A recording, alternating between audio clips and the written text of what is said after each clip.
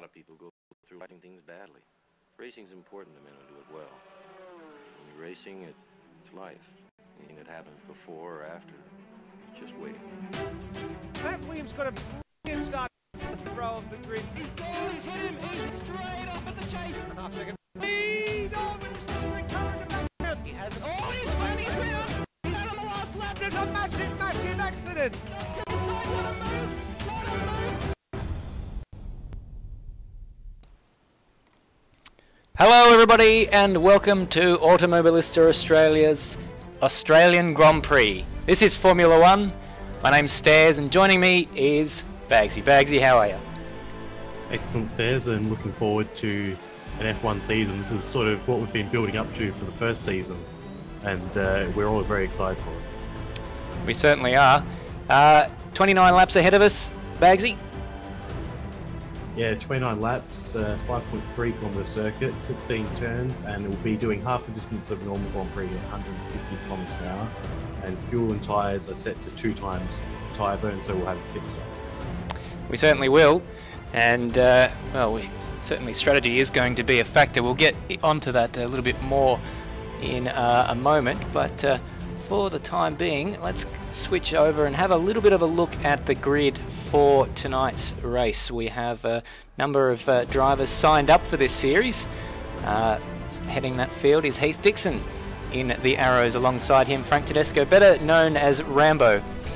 Lewis Wedding and Scott Morrill are the Williams Renault drivers. Luke Joyner, a little bit of a shuffle in the field. He joins Ferrari to replace Greg Tara. Alongside him, Matt Schwass. Michael Ford and Stephen DeVries, better known as Nether, are the Benetton drivers, with Andy Simpson and Cameron Costa lining up for McLaren Mercedes. Corey Ott and Ed Williams will be the Jordan Peugeot drivers, with Johnny Kirkham and Brendan Ross for the Prost Mugen Honda team. Robert Dunt and David Lochelle signed up for Sauber Petronas, and we've got an empty seat, number 18, Tyrrell Ford. Someone might want to fill that one up. You'll be Connor Dean's teammate at the Tyrrell Ford team. Jaden Draper and Cale Parkinson are the Minardi drivers, with Andrew Hall, or Big Dog as he's more commonly known, for Stuart Ford. Alongside him, Adam Sampson, and the 2 Lola Fords were unable to attract any drivers as it stands, so they will be completely empty, but available if anyone decides to drive them. Yeah, Lola Ford, a nice looking car, didn't particularly do well in the 1997 season. Not as such. But this being Automobilista, and we're not wanting to have anyone having a ridiculously unfair advantage, so this is equal performance. All the cars are based on the one single car, so we'll really be able to see who the good racers are. Lola Ford with the unfortunate distinction of being one of the worst teams ever to attempt to compete in Formula 1. I say attempt because I don't think they even made the start of race 1, but that should not stop anyone from wanting to drive it because of the aforementioned lack of discrepancy in the pace of the cars. We're going to have a quick look at the calendar here. It's a full 1997 calendar that we're going through, as mentioned before, all half-distance races. 17 rounds, those are the first 9 there, obviously starting off in Albert Park, as has been traditional since 1996. Next time out will be in Brazil, going through South America. We've got the Argentine Grand Prix, which is a race that hasn't been on the calendar for many years now, so that'll be a very interesting one. San Marino, the famous Imola circuit. Monaco, of course, the jewel in the crown, followed by the Spanish Grand Prix. We go off to Circuit Gilles Villeneuve in Canada, French Grand Prix, British Grand Prix, and then into the second half of the season.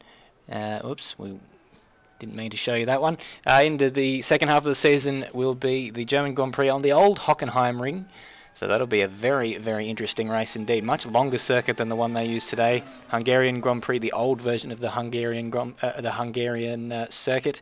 Same to Spa and Monza. A lot of these circuits have been altered somewhat since the 1997 Formula 1 season. The A1 ring, one that hasn't actually been altered, although it has been altered in terms of its name. It is now known as the Red Bull ring, but back in 1997 it was called the A1 ring, a neutering of the old Österreich ring. Luxembourg Grand Prix from Nürburgring, Suzuka, and then finishing off the season in Jerez for the European Grand Prix in round 17. It's quite the list of tracks we've got there. Some old favourites. My personal was the Hockenheim Ring, the old blast through the trees there. Probably not the best for spectators at the track, apart from the old stadium section. But still, it's going to be a very fun one to commentate that, watching the speed of these 97 cars. Certainly is, and what a sight that is. The Cameron Costa in the McLaren there, number 10, ahead of the Ferrari, and now I don't know if that is Luke Joyner or Matt Schwass, but nonetheless, what an iconic sight, the old West McLaren livery, the Marlboro Ferrari, and in the background the Rothmans Williams. Yeah, harkens back to the old days of tobacco, before tobacco sponsorship was banned in Europe and therefore essentially banned from F1. Some of the best liveries that you'll have ever seen in F1, really. The current ones don't really live up to it, I don't think. They certainly don't. I mean, it is something that I do wonder if the liveries of today will be seen upon with the sort of fondness that we look upon these liveries. I can't imagine the the BWT Force India livery being looked at with the same affection as the West livery currently on your screen. Yeah, potentially the McLaren, sorry, not the McLaren, the Mercedes livery could stand the test of time because it is fairly simple but also very sleek looking. So we'll see what happens. It is a good livery. Surprising no one at the top of the timesheets in that practice session was Lewis Wedding with a 28.8, which he's pulled that one out. It was sort of, obviously he was doing race simulations during that session. For the predominant majority of that session, he was sort of sitting on a 31 minute lap time, 1 minute 31 lap time, I should say. But he obviously did a bit of a quali sim towards the end of that session, and incidentally obliterated the real-life pole position time of Jacques Villeneuve in 1997, which was a 29.3. So already that's gone, and now the qualifying session looks set to get underway with a 15-minute session, and on the screen it appears to be a lap limit of just 6 laps, if I'm reading that correctly. Not sure if that was the actual rule in the 97 season. I'm not sure. It was 12 in real life, but given it's a scaled race, I might be right. So and there's a lot of smoke there coming from the back of the Williams Renault. Didn't see which one that was. I assume it is Lewis Wedding. Let me have a look at my timing screen, then I can tell you for sure. No, it's Scott Murrell in that Rothmans Williams. So keen to jump ahead of Jaden Draper. It was a bit rude there. Jaden got the best position at the end of the queue, and when the light went green, Murrell had gone up alongside him and just blasted straight past him. But Draper doesn't seem too concerned about that. He's just taking it easy on his outlap. Yeah, it's a fairly large track, so positioning isn't really important here. We've got 15 minutes in the session, and because you only have 6 laps, you might almost be better off waiting to go out, because the track might start to grip off a bit more. If you've used all your laps up at the start, that's not going to help you when people set better times at the end. Yeah, well, they seem to be taking your advice there, Bagzy. There's just 5 cars on the track at the moment, with Scott Murrell the first one on track. The other ones are Jaden Draper, Ads, who I believe is Adam Sampson. He's driving the Tyrrell. Brendan Ross and Ed Williams, who's driving for the Jordan team. And that's another classic livery with the Benson and Hedges sponsorship. Yeah, which was cleverly edited later on when tobacco advertising was only banned in certain places to the Be On Edge and similar sort of things where they just blacked out a couple of letters to make it legal.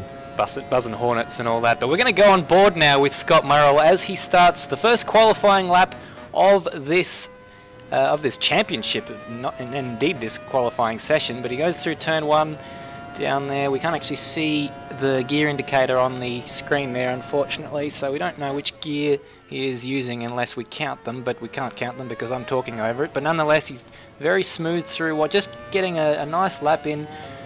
We know he likes to make a car planted with his setup, making it a bit easier to drive coming down here. This is a really tricky braking zone. You can lock the inside, and indeed he does, just wide of the apex.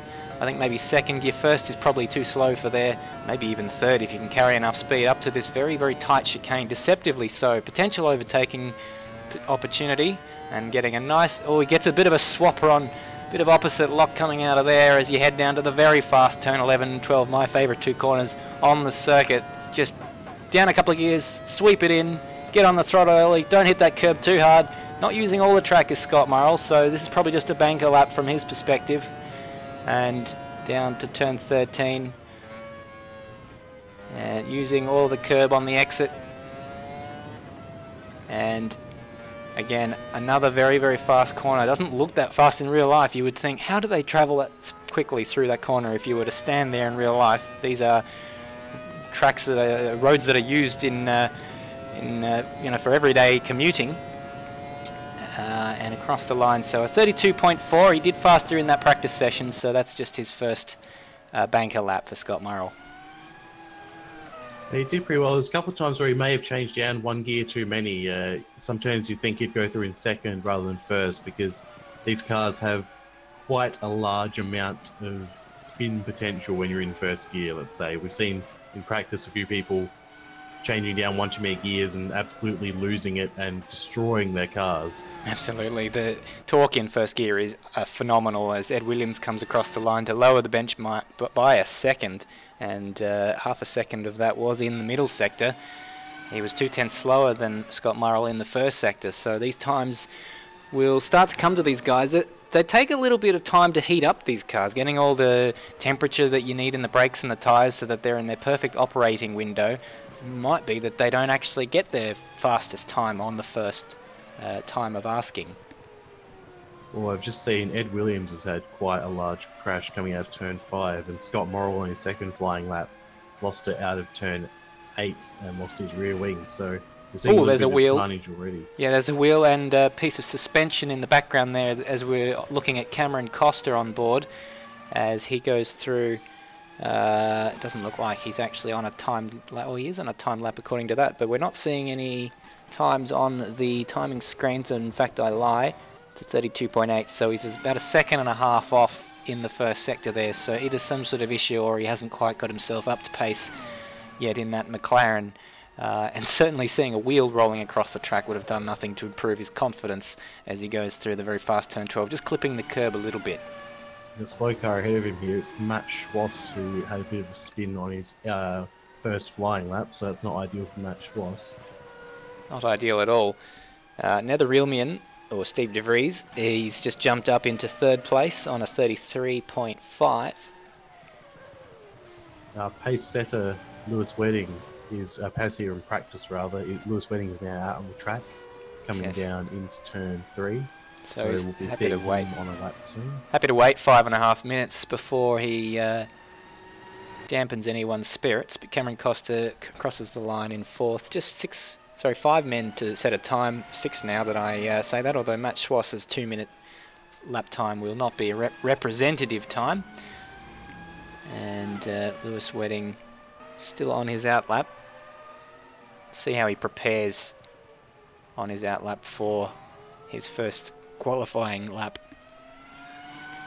Just looking at the timing screens, no one else on a particularly representative time. We've got ads at the moment in the Stuart Ford coming towards or just in the final sector of the lap, coming towards the final sequence of corners. It goes maybe a little bit wide there at the penultimate corner, and out of the exit on the throttle nicely. Very easy to line up the rears coming out of that final corner. It's such an important corner.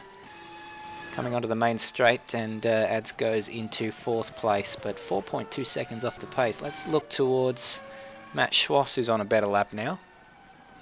Jaden Draper's just gone second, but on a lap that had a mistake going into the penultimate corner, so he can definitely go much faster than his 132.2. Well, Draper was lighting the timing screens up in the practice session. He was fastest for a little while until Lewis Wedding came and did his Hollywood time towards the end of that session, and looking pretty quick in that Minardi. He's doing things. Oh, Schwass goes off at the penultimate corner, so he's destroyed that lap, unfortunately. Very easy to lock it coming into that corner, as we've got one of the Saubers going through in the background. Lewis Wedding has just gone through the first sector on his first flying lap, 1 whole second up on Ed Williams, who is currently the provisional pole sitter. Well, we saw that he did a 1 minute 28 in the practice sessions, so we know he's got it in him, and no one's come anywhere near doing a 28 in this qualifying session so far, but they only have 6 laps to do it, so it's all about getting a banker lap in, but it doesn't look like Lewis Wedding is too worried about playing it safe. He's all over the curbs there, and the biggest worry for him will be whether he catches this Ferrari up ahead of him. Ferrari's also on a fast lap as well, so he's not obliged to get out of the way here. No, and he's caught up. Look how much he closes in on under braking. That's Luke Joyner in the Ferrari there, a late joiner to the Ferrari team, but he replaces Greg Turra in the number 5 Michael Schumacher Ferrari. And if anything, Lewis might get a bit of a tow down this straight. He's 1.6 seconds up, and he's not doing another lap, which is sensible. Luke Joyner actually has gone off. I don't know if that's because he's going to retire to the pits or because he made a mistake, but nonetheless, Lewis Wedding is back in the pits on a 29.8. Yeah, he's leagues ahead at the moment, 1.6 seconds. We haven't seen other people really get into their stride on their lap. There have been lots of small mistakes, whereas Wedding had essentially no mistakes, and really the only thing holding him up was Joyner very slightly in there, but not really enough that you'd think it would affect Wedding too much. Yep. Well, Draper and Murrell are finished. They've done their 6 laps, so they're currently sitting there in 3rd and 4th. 0.2 of a second separating them in 3rd and 4th on a 32.2 and a 32.4 respectively. Rob Dunt's gone 5th on a PB. That was a 32.6, so they're all not too far away from each other. And Lewis Wedding having done 1 run, so the laps that count are also your in and your out laps. So that basically means these guys just get 1 flying or 2 flying lap sessions, or 2. Let me rephrase that. They get to go out twice for 1 in lap or 1 out lap, a flying lap, and then an in lap, and then they get to do it again, and that's it. That's all they have time for. Yeah, you might see some guys going for, instead of that, going for 2 or 3 lap runs, but that does mean you can't go out again after you've done that. So you've got to be careful, because if you make a mistake and your fuel load slows you down too much, it's not what you want. And it's risky, because if you have an accident on your 2nd flying lap or your 1st flying lap, then it basically destroys that opportunity to go again. You can't come back. Well, having said that, you only get 2 laps anyway, but well, you get 2 laps nonetheless, whatever it is. You might get 3 laps if you do them all in one chunk, with your first lap being the with your first out lap being the first lap, and the 6th lap being the in lap. 3 or actually 4 potential flying laps. But one thing that Nether did tell us is that the tyre that you qualify on has to be the tyre that you use in the race. So if you're changing tyres in the race, you can't go to the soft tyre if you qualified on the hard tyre, and vice versa. Yeah, it's an interesting decision it's an interesting decision you have to make early on in the weekend, essentially, because once you've committed to your tyre, that's it for the race. And if the race conditions end up not being what you want, that's going to be an issue. Also, the softer tyre degrades faster, so it might make the difference between 1 or 2 stops. And the interesting thing will be coming towards the end of their first tyre stints, where the tyre life isn't quite what it is now, and they've got oodles of grip. When they get towards the end of those stints on their tyres, the opportunity or the chance for the car to get away from you is ever more enhanced, and where parts of the circuit that might easily be flat as it is now on a low fuel qualifying run, they might certainly not be when you've got quite a bit more fuel on board and the tyres. Oh, and speaking of get the car getting away from you, Ed Williams with an enormous moment there, got a huge swapper on which completely destroyed his lap coming out of turn number 13, and that'll be it for Ed's qualifying session. He was looking to improve, but it was mainly just for bragging rights more than anything else, because he wasn't going to threaten Lewis Wedding's pole position time, and he doesn't look to be under particular threat from behind. The 3 guys behind him in 3rd, 4th and 5th have all finished their laps. Yeah, just having a look a bit further down the field at Nether, he's up on his personal best, but he don't think he's going to be able to improve his position over Rob bit Dunt. wide. He's 8/10 down on Rob Dunt. So now that comes across the line, and Might have lost that in the final corner. It's just a little bit wide onto the marbles there, and a 10th off his PB, but that means there's a bit of consistency there for the Benetton driver. Yeah, that's the end of his run as well now. We have, I believe, just 2 cars. One person who can go back out now, and that's Lewis Wedding, who's currently in the pits. All the rest who are in the pits are on 5 laps and can't go out, so I believe it's just Heath Dixon and Connor Dean left. And Heath Dixon's up by 7/10 on his best lap time there, and unfortunately for him, well, actually that may well just pop him ahead of Cameron Costa, who is about 6/10 ahead of him on the lap time at the moment. So Heath Dixon looking to improve up into 9th place with 13 cars on the track. Heath Dixon with the familiar Damon Hill. Oh, and he's jumped out of that one, so I don't know whether it was a corner cut or he ran out of... might have seen the delta on his lap time wasn't going to improve and decided to cancel that lap, and so that leaves Connor Dean as the only man left on the racetrack in the Tyrrell Ford. Yeah, a bit of a lonely moment for Connor Dean as he goes wide and takes a bit of a trip for the grass, does a bit of the groundsman's job for him, and he'll come across the line to complete this lap that is a fair way down, unfortunately, although it will probably still gain in position, I believe. As, oh no, I guess it didn't count. Well, he can keep going because there's still 50 seconds left in the session, but he doesn't look like he's going that hard. Or maybe he is, maybe it's just... To beat the time in 12th place to Matt Schwass, he just needs to do a 1 minute 59, which he might be doing. Really I think he should be able to do, and if he's just very careful with it, I suppose it won't be that much of an issue. I think he might be doing exactly what you say, because he doesn't seem to be... And I think that is what you have to do, is just treat these accelerator pedals like there is an egg underneath it, and you don't want to break it. Although having said that, he's just gone deep there at turn number 7, 6, beg your pardon, and oh, he's gone back to the pits, so that's a bit odd, because he was definitely able to improve, given that Matt Schwass was only able to manage a 2-minute lap time, having made large mistakes on both of his flying laps.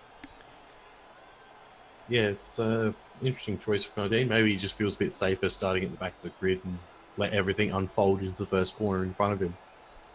A bizarre qualifying session, but surprising no one. Lewis Wedding is in pole position, and I think what will really make this race interesting is the battle over 3rd, 4th and 5th. There's a lot of guys there in the 32s, and anyone behind them who keeps their nose clean could quite easily get themselves into a podium position if the cars are head tangle, and we know how easy it is to have an accident in these cars, and that's the end of your race. Yeah, they're very fragile, these cars, and very twitchy, so it's quite easy to lose it all, basically. Also, we've got time-scaled failures set up, so there is the potential for mechanical issues if you're not careful on your engine. If you're too aggressive on your downshifts, you'll pop an engine, as we've seen happen in plenty of other AMS Oz series, and they'll be a day done too.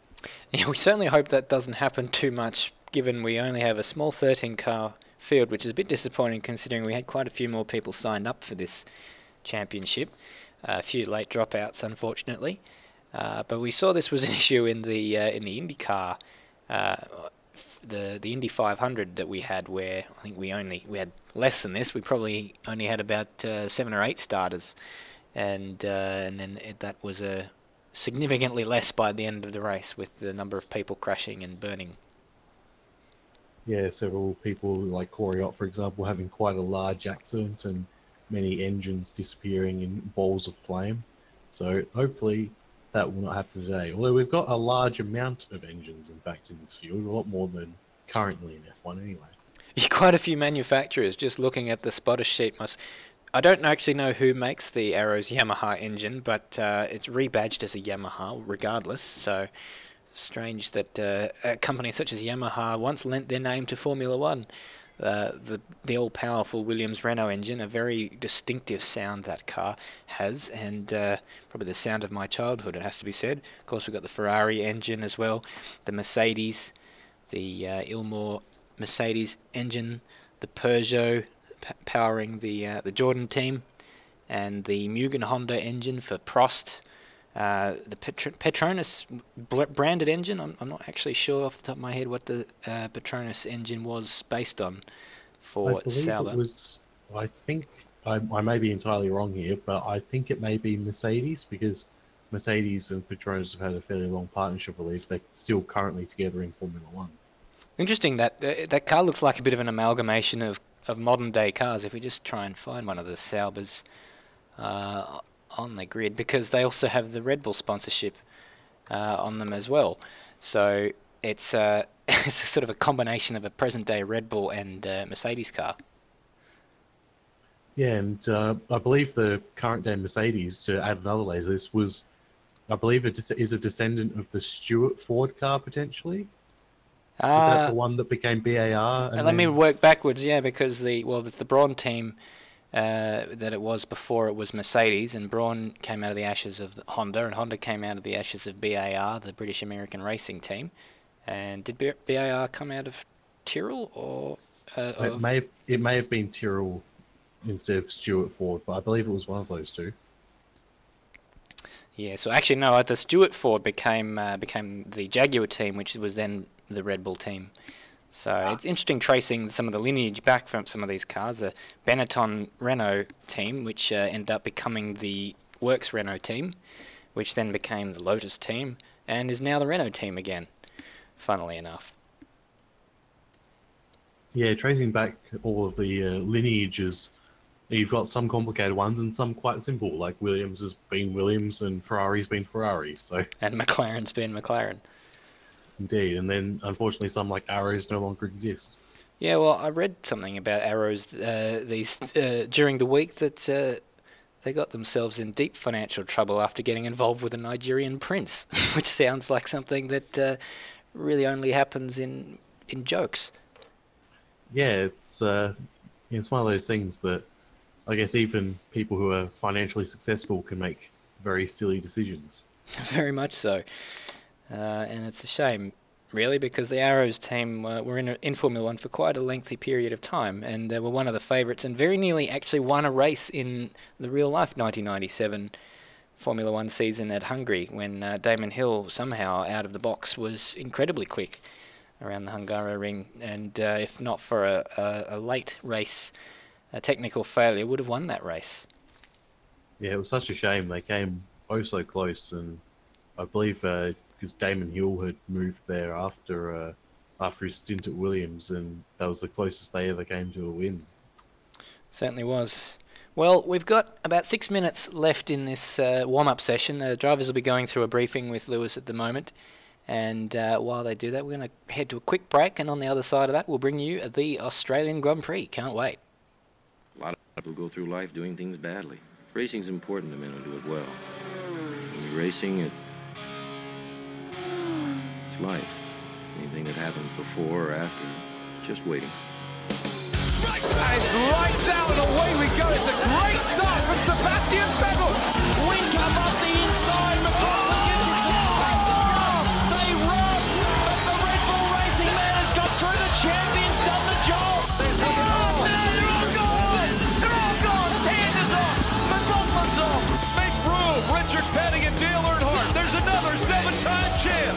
Jimmy Johnson wins his 7th NASCAR Sprint Cup championship.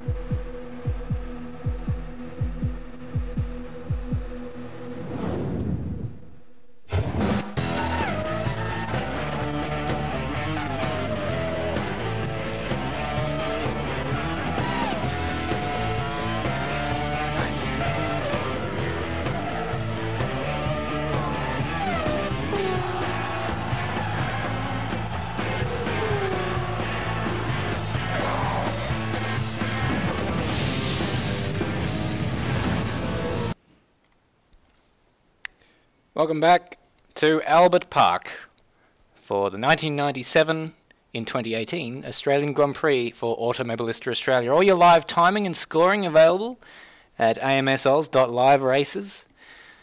and you'll be able to see everything we can see, who's on track, who set the fastest lap, what the gaps are, what the sectors are, who's in the pits, everything. Excellent that it's freely available for people watching as well. Certainly is. Don't know where we'd be without it, to be quite honest. And anyone on there right now will be able to see that there's 3 cars currently on track, and those being Scott Murrell, who you can currently see on track, and Jaden Draper, who's driving the Minardi, and Connor Dean, who is driving the number 18 Tyrrell Ford. Speaking of Scott Murrell, we've got some of the chat on the stream. We've got a Scott fan saying "Woo go Scott," and that Scott fan is in fact Scott Murrell. So he's clearly been listening in on the broadcast and has decided to support himself a bit in chat there. Well, you know, I see nothing wrong with that as well. Speaking of the live chat, we've also got Benjamin Rhodes, Roadies Racing, in the live chat there, watching along. Someone who me and Nether and yourself, indeed, Bagzy, have had a little bit to do with in real life with the commentary over in the Victorian State Racing series of late. Yeah, you and Nether having some commentary over in Sandown that went quite well. And yeah, good to be able to sort of transfer the sim racing commentary over into some real life commentary. It's interesting in some ways. It's a bit more difficult in real life, and in some ways it's not. And in terms of Sandown, one of the difficult things is that you can't see all of the racetrack like you can in a sim racing event. But sim racing presents some of its own challenges with it. Some of them technical, some of them otherwise. Certainly lag is something you never deal with in real life.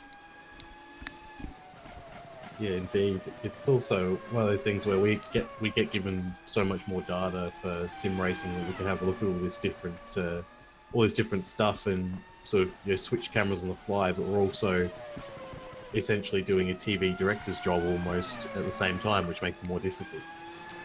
Yes, it sometimes leads us to miss things when I'm looking at a live timing screen, and I miss what happens on the screen. But such is the way these sorts of things happen. It's very interesting. I mean, we're lucky enough that we get lap times or live timing that gets updated by the sector. Not always the case. Certainly in Sandown, it only gets updated once a lap, so you have to rely on your eyes to see if one car is ahead of another. Which, as you said, is quite difficult when you're missing part of the track that you can't see. Yes, we did have some CCTV footage to help us at certain parts of the circuit, but that was very interesting indeed. And Scott Murrell comes across the line to set a 36.5, so I wonder if he's doing that on full fuel. That'll be a telling factor, how these guys deal with a full fuel load. And a bit of lag there, sort of making it a little bit difficult to see exactly what's going on there as Scott Murrell pulls up and does a practice start coming out of turn number 2. Probably not the safest spot to do a practice start, but he's off the racing line. It's true. We've got Jaden Draper sitting in the pit lane getting ready to do a practice start as well on the actual marked real practice start box that is there. He's gone off and away. I saw Brendan Ross before doing some pit stop practice. So that's probably a good idea. It's once the driver's briefing's done, they sort of have free rein for the last couple of minutes. But yeah, Brendan Ross is the only one I've seen coming into pit stop practice, which could end up being quite good because if you miss your pit box or if you overshoot it, that's a lot of time wasted. Just looking on board with Jaden Draper at the moment, doing his practice start. Although it looks like he might have been distracted by the billboard there. That's going to be something that the drivers will have to deal with. Is the videos on the billboard on the trackside big jumbo screens. Yeah, they probably have the potential to be quite distracting for the drivers, although once they start getting focused, it's probably one of those things that sort of disappears from their mind, really. Well, that's the end of the session. So we'll be rolling on into our grid-up procedure as normal, in very short order. So, Stairs, who's your pick for the race win? Obviously, Lewis Wedding is way out in front in the times, but do you think he's going to have an easy stroll home, or are you picking someone else? Well, he seems to have a 2-second advantage over anyone else, so it's hard to pick anyone else, Bagzy. as my housemate gives me some pizza. Thank you very much. So, I mean, Ed Williams seems to have the pace. We'll see what happens, whether he can put Lewis Wedding under any pressure in the early running.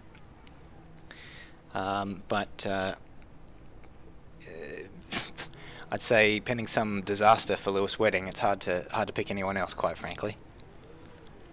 Yeah, you make a good point. Although, given he's so much faster, he's going to be dealing with lots of lap traffic and the like, and you know, there's always potential for hazards when you're going past lap traffic.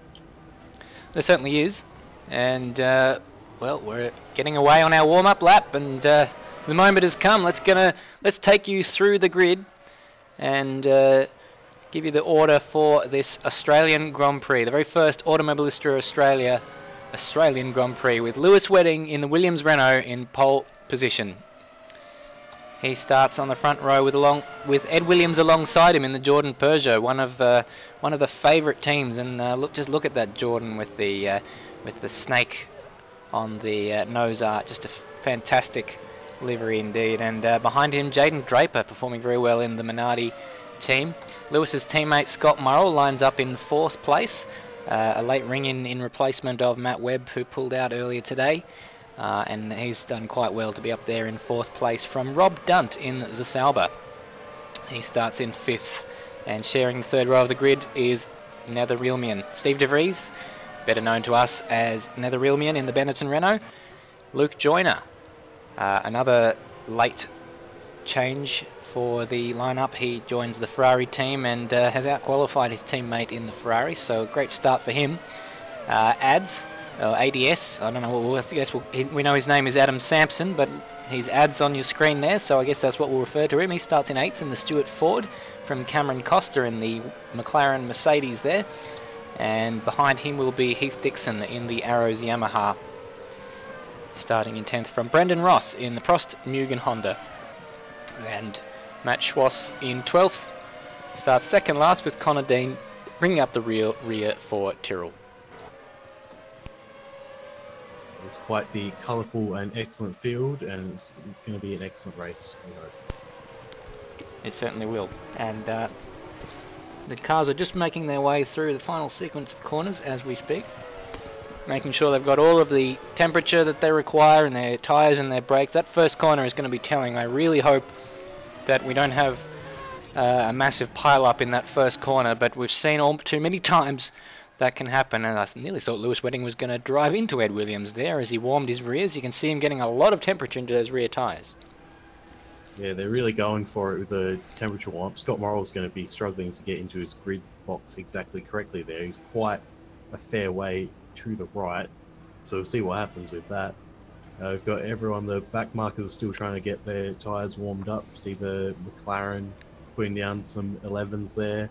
We've got the last car forming up at the back of the field is the Ferrari, and lights will start soon. They certainly will. You can see just the last light as it is on the side of the screen. We'll hear them before we'll see them, but Matt Schwass, the last man into his grid spot. All the guys at the front, all their temperature, every moment that we wait, those temperatures dip, and that will be crucial. It looks like the Jordan might not have been lined up properly. I think we're all good to go now, and in the immortal words of Murray Walker, we are go in the Australian Grand Prix. It is a haze of smoke, and it looks like everyone's got away pretty cleanly. Few people a bit better than the others. Lewis Wedding, we've got a blown engine already in the background, and that's Scott Murrell in the Williams somehow blows his engine already. Those temperatures were cooking on the start line, Bagzy. Yeah, he's just absolutely cooked on the engine. He is out and done for the race. That car is on fire. But as we look at the front of the field, Lewis Wedding has had an easy run through first. Jaden Draper's just behind him. Ed Williams in 3rd, Rob Dunt in 4th, and ADS in 5th. Yeah, it was harassed by Luke Joyner. It was a bad start for Ed Williams, losing the position to Jaden Draper there. So good start for Jaden Draper up into 2nd, and the car's just starting to stretch out a little bit there. Now the real man up in 7th. Matt Schwass and the other Ferraris retired as well. I'll try and get onto that and see what happened there. Disappointing. 2 retirements already, so we're down to 11 runners already, with Lewis Wedding leading the way from Jaden Draper. It's all the gap for 2nd has just closed up in the last few corners here, with Ed Williams just finding his feet and getting those tyres up to temperature, but he was absolutely mugged in the first corner by Jaden Draper. Looks like Matt Schwass spun coming out of turn 3 and just decided he didn't want to continue. He's retired from the race. That's unfortunate. Did he hit the wall? No, he didn't hit the wall, didn't come close to it. Maybe he stalled the engine or something along those lines, but yeah, he's out of the race. Oh, and Jaden Draper going a little bit deep into the penultimate corner there, but he was followed by Ed Williams, and Robert Dunt's buying into this as well. He's a consistent driver. I expect him to stay with this leading pack, and they're all starting to gap the Stuart Ford of ads in the background there in 5th place, who holds about a 3-second advantage over Cameron Costa. And in fact, Cameron Costa is actually quite close with Heath Dixon having a little bit of a look into the first corner. Wedding's absolutely romped out to a 2-second lead as he crossed the line. I believe it's 2.5 seconds now, just coming through the first sector. So he is in a league of his own today. Costa up 3 places from the start. He had quite a good start and took advantage of some of the people in front of him having some issues. Someone who's had a few issues is Nether. He's lost a couple of spots. Oh, he's had a huge mammoth moment there out of turn 4 there, but he's held it. No, he hasn't held that one. He's had a huge tank slapper and he's somehow kept it out of the walls. He's struggling on those tyres at the moment. He told us he'd go to the hard tyres, so I wonder if they're just not up to temperature now, and cars tripping over themselves trying to get around him, and yeah, Rob Dunt's down in 9th, so we've had an issue for him. Yeah, Rob Dunt had run wide just ahead of him. They had the same issue in the same corner. Struggled to get it back going, and unfortunately for Brendan Ross, as he never got back onto the track, he cut across to take the preferred line through the corner and sort of cut him off and shoved him a bit wide there. So bad luck for Brendan Ross, because he would have gained a couple of positions there. And Rob Dunt had a bit of contact with his rear wing into the wall there, so he was lucky not to lose his rear wing, quite frankly, as he's right on the back of Nether. Has got past Cameron Costa now too. Well, we'll see if we can have a look at that, because it's all kicking off everywhere as a Prost goes very, very deep through the corner in the background there. Let's have a look at Heath Dixon, if we can. Sorry, just a bit further, we've got Ed Williams about to have a go on Jaden Draper down to turn 3. Ed Williams on the outside, Jaden Draper on the inside. Jaden Draper has the ideal line, so he'll go through and maintain that position. So we'll abandon the effort for replays right now, because it's all kicking off on track as we speak, so we don't even need to go back in time to see some action, because Ed Williams is all over the back of Jaden Draper. As you say, they're eager to make amends for his poor start. Yeah, he'll be annoyed that he didn't get as he's right up the back. He'll be annoyed that he didn't maintain his position off the start. But there's only so much you can do at the start. In the calamity that is the start, he lost position, but he's doing every bit he can to try and get it back. So Rob Dunt's eager to make amends for his earlier mistake, and he's about 3 seconds adrift of the Cameron Costa and Luke Joyner battle.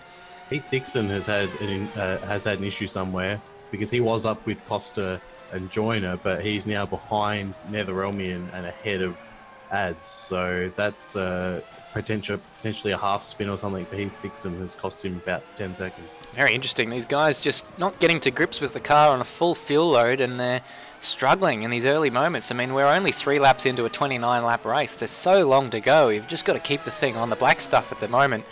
There could be a late safety car. There could be anything that could compress the field later on. But the most important thing right now is to keep your car intact. Yeah, it's as Luke Joyner hits the back of Cameron Costa a bit further back down the field. No damage to either, and they continue. Costa still ahead. Now up 5 positions. He's kept his nose clean. He hasn't had any spins or issues, and that's gained him 5 positions. So excellent job from Cameron Costa so far. Well, that is what Luke Joyner does. He has not won a race in the Pro-Am class in the Super Series, but he won the championship, and he's leading the 2nd Super Series championship in the Pro-Am class by virtue of having come 2nd in both of those races. But now Rob Dunt's having a look down the inside at turn 3, and he nearly took out Luke Joyner there. He had a look, he had to think about it, and I think he just gave that one a second thought in the final dying moments. Luke Joyner saw him coming, and to his credit, I think that has kept him facing in the right direction, because otherwise Rob Dunt was going to spin him round. We've had Ads and Nether both DNF as well, so... Heath Dixon is DNF as well, and he is missing a front wheel. That is 3 wheels on the wagon for Heath Dixon. Alright, well, we're going to have to go back and see. He was there with Nether and Ads, so it's quite there is the potential that those other guys are involved as we go back, and it's amazing how long he travelled on 3 wheels, and we're seeing this happen in reverse as another car gets involved. Oh my goodness gracious me. I don't think this was Heath's fault. I think he came up across an incident that had already happened and is Nether up ahead, losing the car in turn 11, and a Days of Thunder moment for Heath Dixon with a huge cloud of smoke, and Ad somehow got himself involved in that as well. So very, very disappointing way to end their Grand Prix, and now we're down to 8 runners. Yeah, Ads was also unsighted there. Same issue as Heath Dixon, and that's just absolutely destroyed all 3 cars. All 3 cars losing wheels and suspension and wings. So. Oh, and we got Rob Dunt having a look at Cameron Costa, who has just gone wide there at turn 1. Rob Dunt. And we got a huge crash there for Luke Joyner, so I praised him because he got the position ahead of Cameron Costa, and then he's just lost his front wing on the exit of turn 1, just lit up the rear tyres, and that car is going nowhere fast because there's so little braking ability with the front wing gone and all of your downforce, and what an attritional race already. Yeah, 5 laps in, we've already lost 5 people. With another Luke Joyner being crippled, he's got a long way back to the pits without a front wing. Luckily, still got all the wheels on his wagon, so he'll be able to continue the race, but he's going to lose a fair chunk of positions. I'm not sure if he can make it to the end if he refuels to full here, but if he can, that will hopefully keep him ahead of the likes of Brendan Ross and Connor Dean, who are quickly closing in behind him. Yeah, it's 5 laps in, and we've already lost 5 guys. There's a lot of points on the table here. We haven't actually gone through the point system. We aren't using the 97 point system that only goes down to 6. Points get paid down to 10th place with this series. Similar to the Rookie Cup, which pays points 15 for a win, down to 1 point for 10th place. So everyone who finishes... And keep it on the track and make it to, I believe, 90% race distance to be classified. That's right. Yes, you don't actually have to be running at the end of the race, but as long as you've done 90% of the race, as is true of the real-life Formula 1, you will be classified, as Luke Joyner has finally limped that Ferrari to the pits. The sole remaining Ferrari in this race, with Matt Schwass DNFing on the first lap, and that'll be a lengthy pit stop for Luke Joyner. Let's hope they can... Not sure what's happened there. It's happened a while ago, although I think Ed Williams has been ahead for about 2 laps now. But yeah, not what he wants there. Well, the car seems to be in one piece, although he's just spattered into the wall as I said that. So he now is missing his front wing, and he's in a dangerous spot. We're going to have the pit lane. Luke Joyner was he almost misses the pit lane there because he has so little front downforce. He does. So well, a lot of these guys have a bit of homework to do before the next round to make these cars a little bit more drivable, because they just seem to be so close to the limit. And that's going to drop Draper down the order. Costa's going to jump up into 4th place, with Rob Dunt inheriting the 3rd place on the podium. And there goes Cameron Costa to assume that 4th place. Yeah, it's geez, you think these cars are notoriously difficult to drive, and you can't be pushing all the time, even though you want to.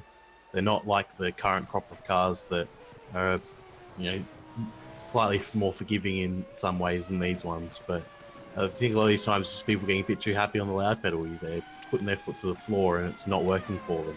Tyres is lighting up and they're going round. Yeah, well, I mean, in my experience, limited experience driving these cars in the last few days, just trying to get a bit of a handle of them, it's this moment here, and Costa did very well to save that moment he got there. He's got a bit of a wheel on the grass. This is a bit of a danger period when the car's just lacking the initial grip that they were able to achieve with the brand new tyres. We're starting to get towards the sort of 75% wear rate of the tyres, and some of those corners that earlier on were quite easily flat are not so much now.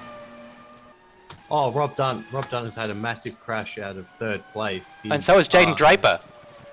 Draper's out of the race. So we saw him repairing damage, and I believe he's had an issue between turns 5, 6, and 7 from the looks of the bodywork.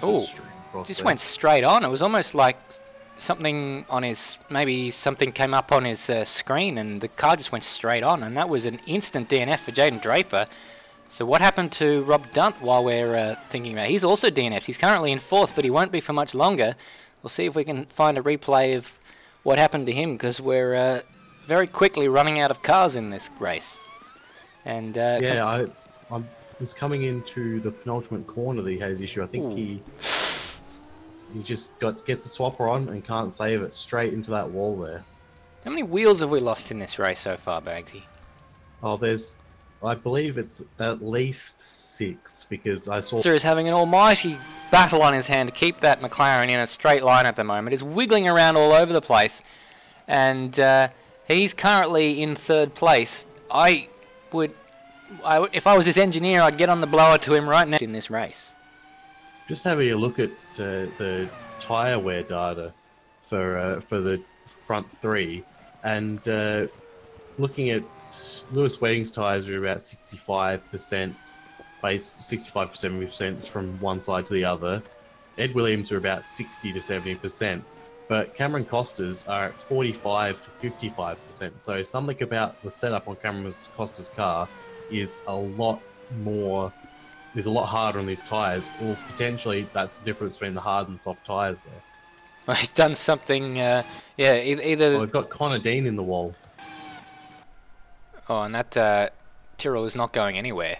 And that is the 6th car on the track, and looks like we may be very quickly going down to 5 cars. So let's see if we can pick up a replay of what happened there. We're going to have to go back a little bit further than the replay initially allows us to, because he was already in the wall back then.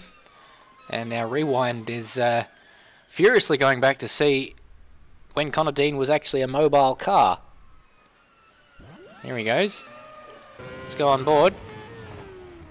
And that is very strange. It's like he forgot to brake for the second last corner there. So I wonder if he's had something pop up on his screen like we thought might have happened with Jaden Draper as well.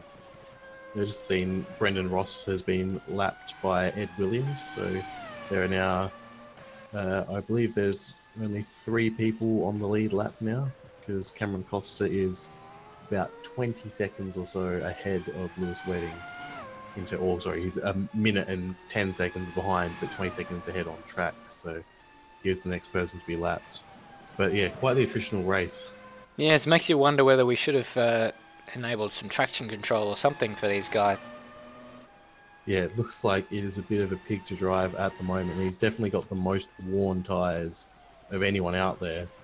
So it's, geez, we've had...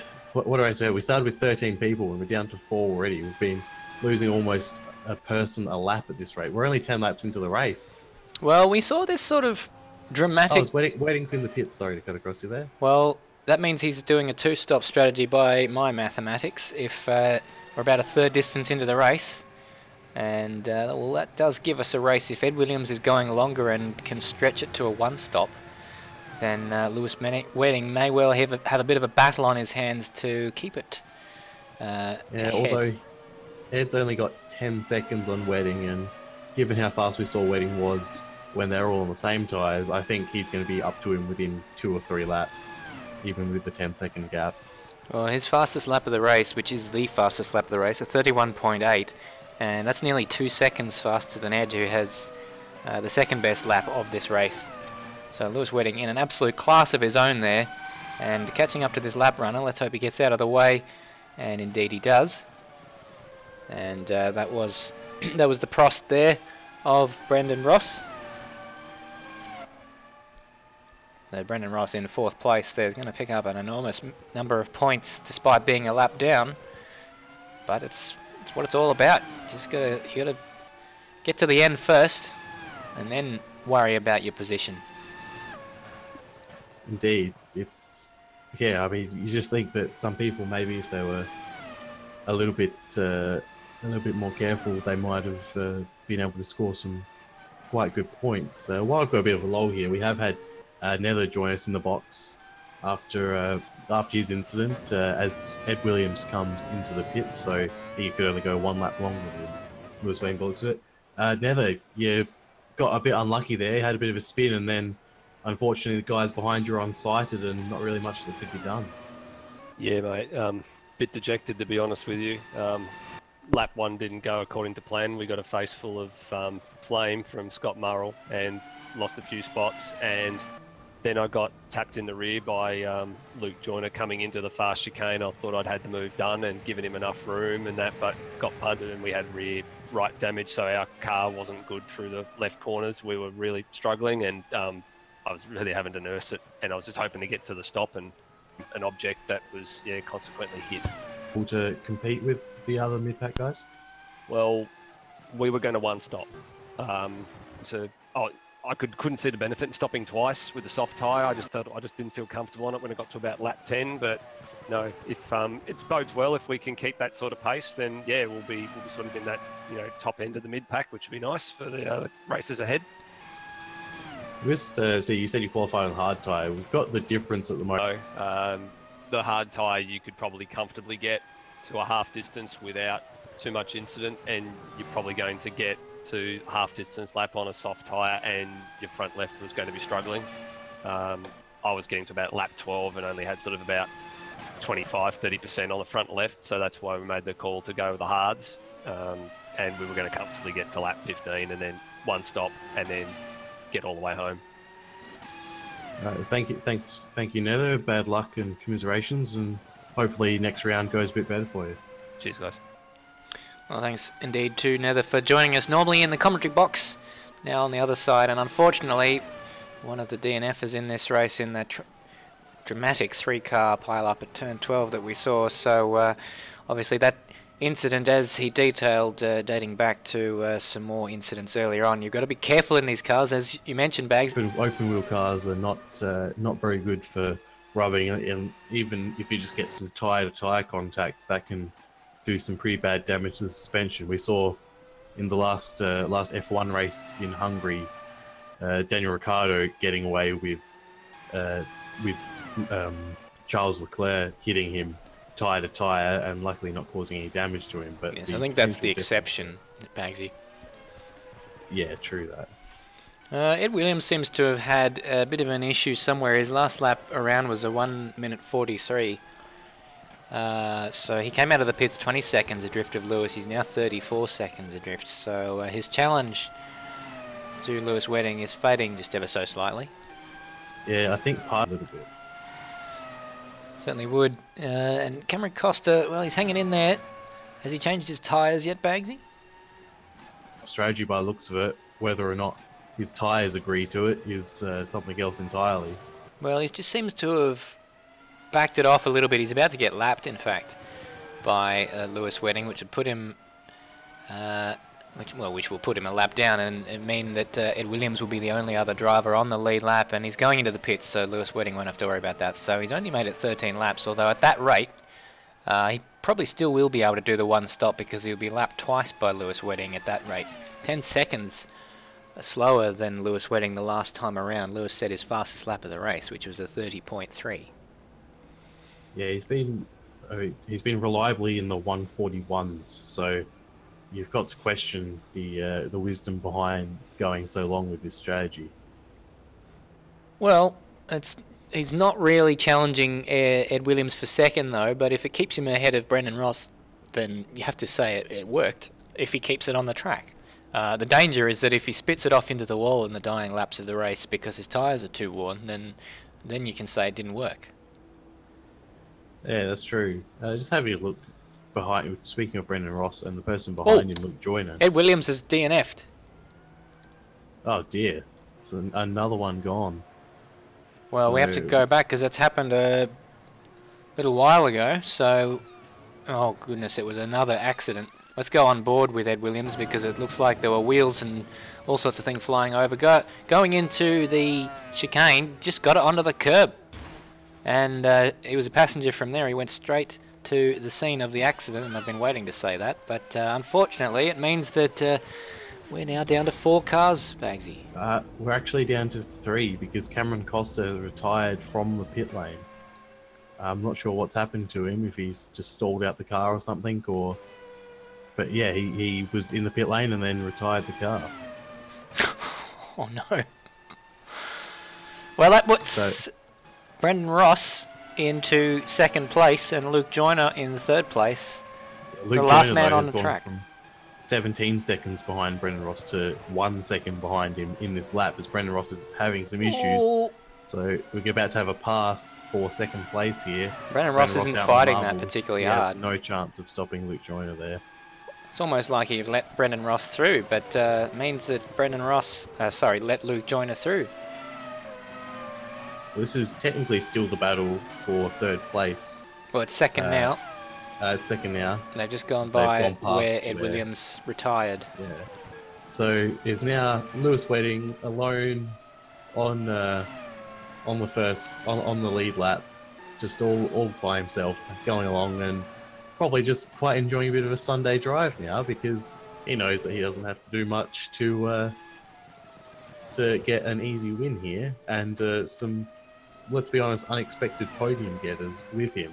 Well, we don't want to speak too soon. We're halfway through this race still, and that means that we've got half the race left to go. And Luke Joyner and Brendan Ross, as much as they'll be happy in second and third, they need to keep going, because they can't DNF from this point of view. They won't get any points. So this is making the Indy 500 look like a damn success in terms of the number of cars that finished, because I think 5-6 cars finished that race in the end, from what was quite attritional.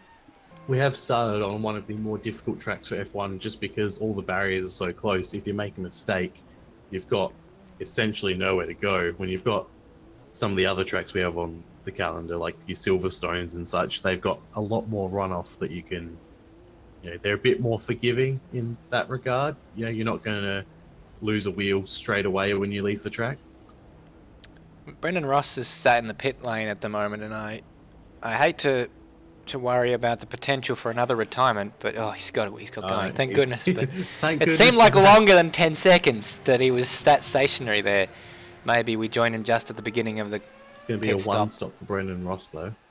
Well, let's see if he can make that work. He's done the necessary distance on the first stint to make that work, if it was the case, but he certainly was struggling. We'll probably need another stop, because remember, he pit for that new front wing earlier, and he got new tyres and fuel at that same time. So this battle could still be have potential if Brendan Ross, now he's on new tyres, can get a bit of power down, get some better laps in.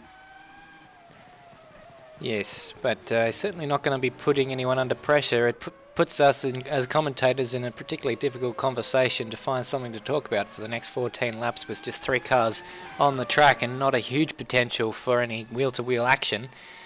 But it implores us to suggest to the guys next week to just take it a little bit more carefully, and get the thing to the end of the race in round 2.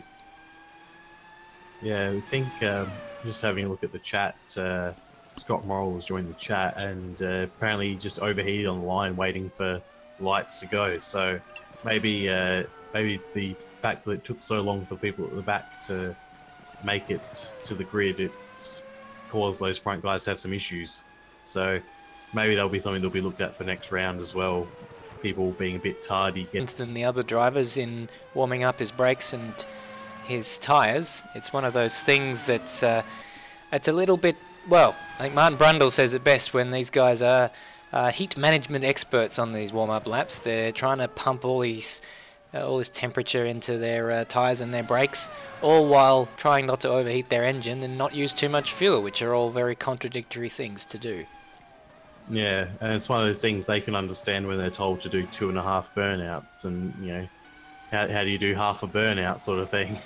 Exactly. Luke Joyner, incidentally, looks like he's about to go a second lap down by Lewis Wedding, who's sublimely going about his business. He doesn't seem to be troubled at all by any of the goings-on, and he goes around the final corner with one sweeping motion to the right with his steering wheel, and one sweeping motion back to straight to get him onto the main straight, braking at 100 metres as Luke Joyner has spun across in front of Lewis Wedding, but luckily Lewis had a bit of space there to go around him. Geez, if the top two had crashed out, going with second place going 2 laps down, that would have been quite the incident. And Lewis Wedding. Anyway, Luke continues. Lewis Wedding, who was about to lap him for the second time, was not in any hurry at all to go past him, you know, without losing too much time. He slowed right down to almost pedestrian speeds to ensure that Luke Joyner didn't take him out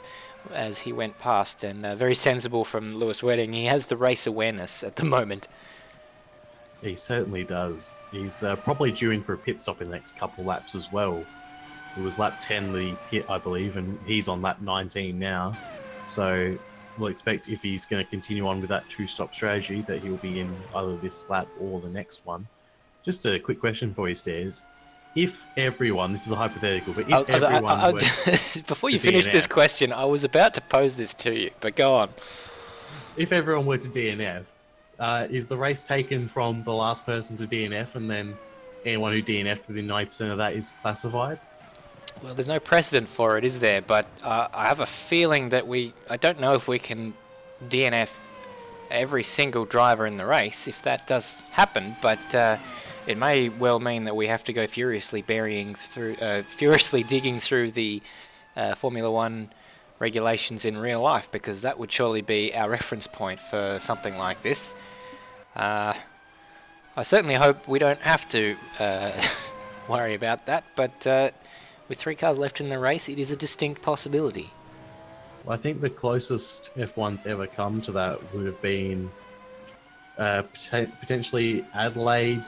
Adelaide in '95, maybe. I think only 5 or 6 people finished, or I think Adelaide a couple of years before that, only in the rain, only had a couple of people finish at the end. So I think, yeah, Monaco 1996 springs to mind as a race where I think 5 cars were classified, but there were actually only 3 cars actually running at the end of that race. That was the race no one wanted to win, wasn't it? Where yes. People running out of fuel and crashing and engines blowing up. Damon Hill, incidentally, the guy who was driving this particular car, or the year before, the Williams Renault. That was won by Olivier Panis, if I'm remembering correctly. That's right, in a Ligier, which then became the Prost team. And good thing we have this almost encyclopedic knowledge of Formula One to draw from to give us things to talk about during this race, because at the moment the gap between Luke Joyner and Brendan Ross is some 20 seconds and doesn't look like it's going to swap anytime soon. Although, keep in mind, that was... Oh no! We've lost Lewis Wedding! Oh no. Lewis Wedding's car has just disappeared from the screen in something that is oh so reminiscent of what we saw last week in the WEC series and in the Supercar series. So Lewis Wedding has now retired from this race. I was going to say it was almost reminiscent of the Adelaide Grand Prix in 1995, where Damon Hill won by two laps, I think it was. But that means that, and it's not going to happen for another 2 laps, but Luke Joyner will assume the lead of this race. Unless Luke Joyner and Brendan Ross DNF in the next 2 laps, which would hand the race win most interestingly to Lewis Wedding. Luke Joyner is going to come through and take the lead. Brendan Ross is going to come through and take second. And Luke Joyner has pit, so that gap down to 80 seconds. But Brendan Ross seems to have been a bit more comfortable in this stint compared to Luke Joyner, so it'll be interesting to see if he can close him down. But oh dear, this is attritional barely even begins to describe. I don't think we've ever seen a race like this in AMS Oz. Well, with each retirement, your question that you posed me becomes ever more relevant as Luke Joyner unlaps himself from the retired Lewis Wedding. And the potential to have to start thinking about whether we have a 100% retirement rate from this race begins to become ever more threatening as a threat. So for Lewis to still be classified at 90% distance, I think they would both have to retire before lap 22 or 23. Otherwise, he'd be outside the 9% to be classified. Well, as I understand it, for full points to be awarded, 75% of the scheduled race distance has to be completed. Otherwise, it'll be half points finish. So, well, that's our first step. So, just to get the old trusty calculator out and figure out... I believe it'd be lap 24 would be 75%. And to confirm that, in 21.75 is 75% of 29. So there is the potential for the race to finish with Wedding still classified and full points awarded, however slim. That's if it were to finish at lap 22, is it right? Yeah. So 22 would be the lap we need to get full points in. at a 75%. Oh, so, yeah, but that is all speculation, because we have to check whether that would actually be considered to be a race if a car then DNF, because that rule tends to normally apply to races that are red flagged and not when cars DNF, as Luke Joyner unlaps himself for the second time, and he's now back on the lead lap from a car that is not in the race. Yeah, and speaking of a car that's not in the race, we've got the driver of that car here, Lewis Wedding. We saw it happen last week in the WEC series. It's happened again. You must be absolutely gutted at the moment, mate. Yeah, that's 3 races in a row where we've been in good positions in each one of them, and it's the internet's just, I don't know, it's just connection lost, and that's it. So yeah, I don't know. Obviously, I changed up a couple of things from last time to try and change it. You know, there's nothing else running in the house that could have affected it, and it's just dropped out. So yeah, I don't know what's going on. I don't know how to sort it. It's strange that this is such a recurrent issue, but I mean, we've seen that this has happened before, but when you've been streaming, your stream has stayed alive. So is it actually the internet, or is it an Automobilista thing? I don't know, but it must be an Automobilista thing, because obviously I've done it when I've been streaming and it was fine, obviously, and I've done it when I haven't been streaming and it's disconnected. So yeah, it's just, yeah, but it must be an Automobilista thing, because this time there was nothing else running in the house that could have done it. So it must just be a game thing, unfortunately. Well, we hope you can get to the bottom of it sooner rather than later, because it's obviously hampering your results. And interestingly, in the WEC series, you got a lot further into that race before that happened, but it's almost worse when it happens 10 minutes from the end of a race. Oh yeah, sort of both of them. Probably, yeah, about 10-15 minutes to go. Obviously in the WEC series it was pretty frustrating, pretty bad, and again here, like, I was already pretty bummed that obviously we had some issues tonight and there weren't too many people in the race, but then I just wanted to obviously just finish the race and get points, but obviously to no avail this time, and hopefully, well, for the next round we'll sort out some stuff so there's not as many failures, and then hopefully as well I don't have these internet problems again.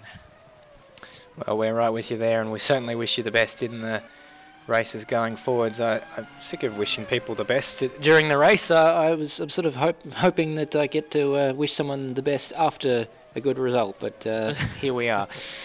Thanks for joining us, Lewis, and what was obviously a very difficult moment for you at the moment.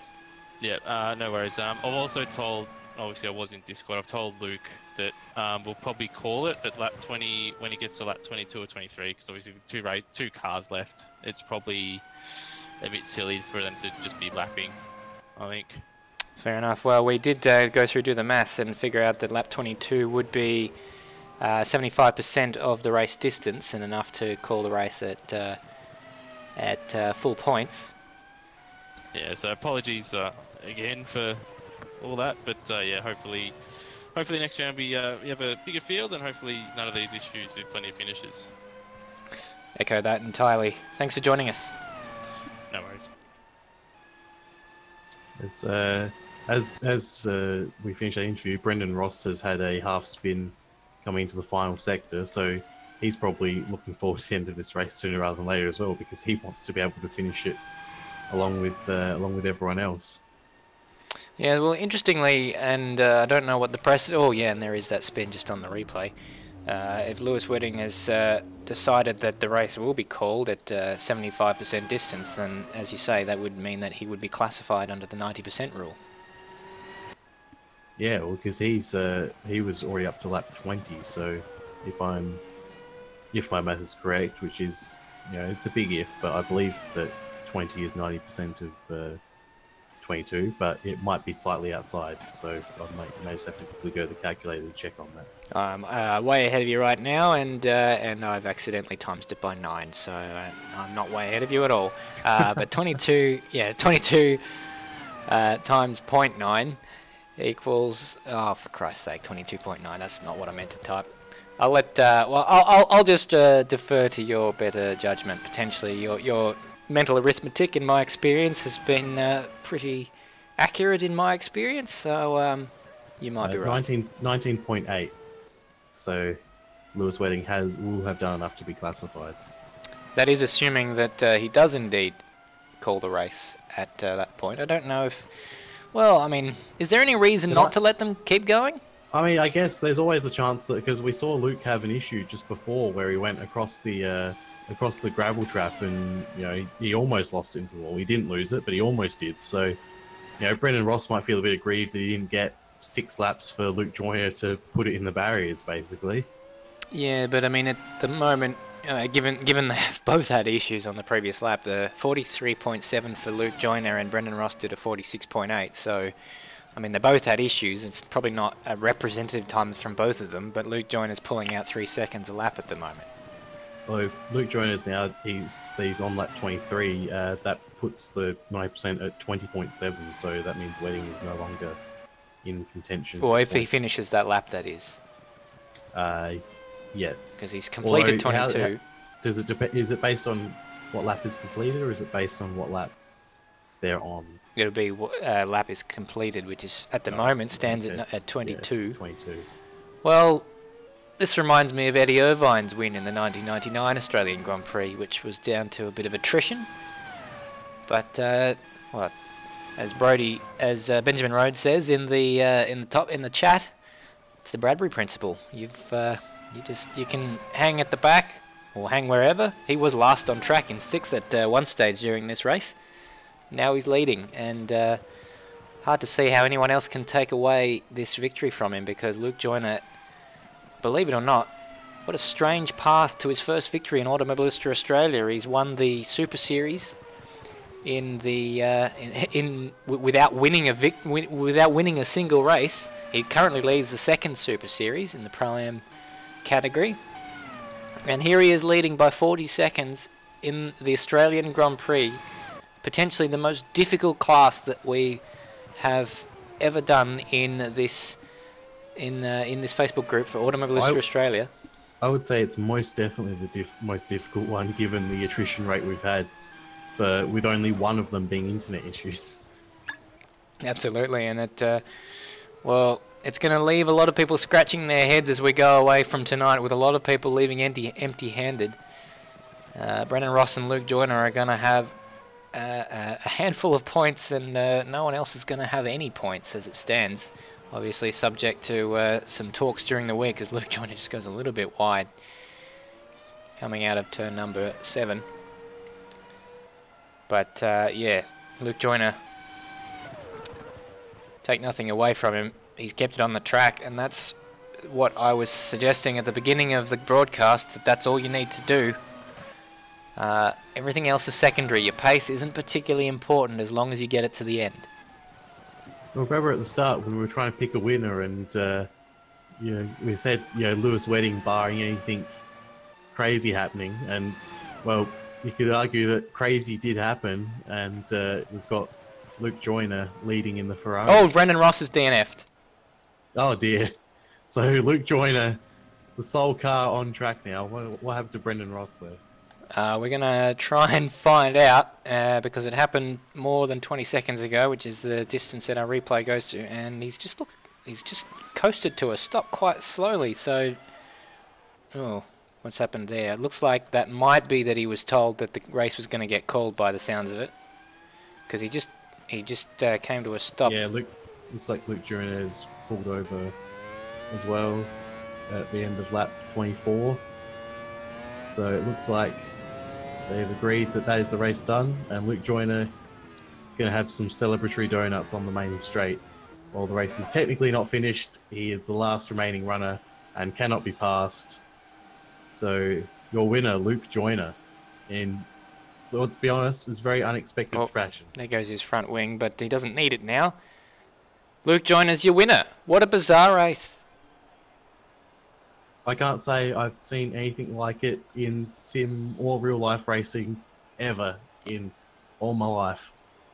Yeah, it's a bit anticlimactic, unfortunately. There'll be talks during the week about how we deal with this, whether it gets called at 24 or 22 laps, but nonetheless it means that Luke Joyner has won the race regardless of what happens, but without finishing the full 29 laps, it's a bit disappointing. Yeah, it is a bit disappointing. Yeah, some of the things that might be considered. I mean, we could have reduced damage potentially, because the damage is at 100% full damage. So maybe reduced damage will be brought in to help sort of make it so these cars aren't so fragile. But that might take away from the spirit of what we're trying to do here, with this being the top and most difficult series. It's true. I mean, it's difficult regardless, because these cars are hard to drive, and there won't be any two ways around that. But maybe something that is a little bit more forgiving in terms of the damage, like you say. I know that we've done 50% damage before when we've done Formula 1 in the Apex rear wing version of these sorts of events, but it's all about trying to encourage more people to join. We did have as many as 24 cars available, and out of that we had 22 people signed up for this series, and unfortunately we only had 13 show up today. But the fact that all but one of them, well, all but two of them have retired from this race, and albeit not all of them due to accidents, but most of them due to accidents, means that we probably need to think about some way of getting people to keep coming back. Yeah, indeed. And obviously some of the people who missed out this weekend were people who have signed up, and they have said that they're going to be here for later races, but they just can't be here for the first round or two rounds. I think a couple of people I saw have said they're going to miss the first couple, but they'll be here for the balance of the season. But then again, yeah, we saw 3 cars taken out in one incident with NetherRealm, Ads, and Heath Dixon. That's a good quarter of our field right there. So maybe reducing damage is something that'll be on the table. And like you said, we do want as many people as we can. We want nice, healthy fields. 13 isn't too bad. It gives us stuff to commentate on, but we got to lap 10 or lap 15. Lap 15, and we only had 3 people left. So yeah, we definitely something will need to be done to make it sort of to make it appealing to watch as well as race. Exactly. And I mean, having said that, on the other side of the coin, it does produce an attractive prospect to anyone thinking of joining this, that there's the potential that anything could happen, because not to discredit Luke Joyner's win, but he wasn't in contention for wins in any of the other series that we saw, aside from class wins. So if you're thinking that you want to jump in here and you might get a win, there's every chance that it could happen in this series, and as opposed to any other series, because of how unbelievably unpredictable it can be. Yeah, it's we weren't expecting it at the start of this race. So yeah, I mean, the people who might be on the fence, and I know some of the people who are watching today in chat were expressing that maybe they should just come in and putt around a bit and they could get a win. Well, you probably could. Even if you're going to be a few seconds off the pace, there are going to be plenty of people for you to battle. So even if you might not be battling for the front, that where you are battling for can become the front, as we've seen tonight. It absolutely can. Well, that pretty much is all we... Well, we certainly have time for more. In fact, incidentally, I'm going to be able to watch the MotoGP now, because it starts in 10 minutes, since we're having a bit of an early stumps. The Formula 1 season returns for round 2 in Brazil, going off to South America for the Interlagos race, and let's hope we can have more people finishing that race. But Luke Joyner, your Australian Grand Prix winner, coming up. We've got the Rookie Cup tomorrow coming from Salvador. That one coming back. So anyone out there who wants to get involved, watch that one there. Rookie Cup action from Salvador in Brazil tomorrow, Monday the 6th of August. Supercars comes back on Thursday with Madbird joining me in the commentary box there as they go to Eastern Creek. Don't think that'll be at night time like the real life one, but nonetheless, that's sure to be a tyre killer. And then the WEC series returns next Sunday with yourself, Bagzy, commentating the 90 minutes of Sebring with Nether on Sunday the 12th of August. Yeah, it's looking forward to that one. That should be a good race. Hopefully Lewis Wedding will have solved his issues, because he was pretty much last of the field in GT3 at the last race out at Daytona, so hopefully a bounce back for him. Certainly hope that you're right there. We can get to the bottom of his issues because it's costing him a lot of points in a lot of championships. But that's all we have time for. My name's Stairs. I've been joined by Bagzy. Thank you very much indeed for watching. Bye for now.